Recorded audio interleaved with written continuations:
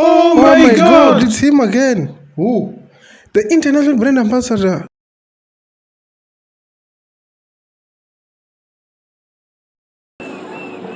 Hi guys, over here I've got one of mamas around here in whom they were part of the catering department for this funeral. I've got mama here. Mawe, apa ndikamba nawe? Bakamba nabakonana nechipepe. Hebo ndikokonana nechipepe. She says her name is Konanani Nechipepe. Mawe, chivadzisa pano ndime? Nenda dafa lokolufuwa mkegulu ndi muneba wanga abadala bakole nanga kulu nekerekedi ribashumisa nubvakale na kale rudzurelana ribotonga mashaka. Ukonani hotoma kereke? Hai, hotoma kale.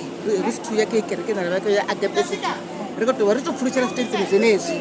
Rinamba rafarana ngori rudzura tsini na tsini. Ndikuno twarotera nekereke ni rote. Na zvino nonge vamatungu rakiti vari rote kusvikana musi vachi awera.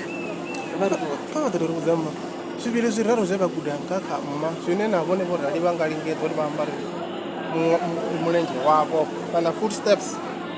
Ndi lufuno luhulusa vana mbilu ya vuthu yofuna vanthu na ufuna mudzimu na thabelo ndi muthu wavachilenga thabelo nane vari kutisa thabelo uvuwa ndi thabelo masari ndi thabelo hotere vari kuchilenga thabelo vafuna nga manda mudzimu na thabelo icho ni chipoko chori nga manda khavo Ndi chini chine vangakuza abe vakavona vangavanhu kaspa dzimiliyoni thousands and thousands of vakuvavona. Ndi chini chine vangavakuza?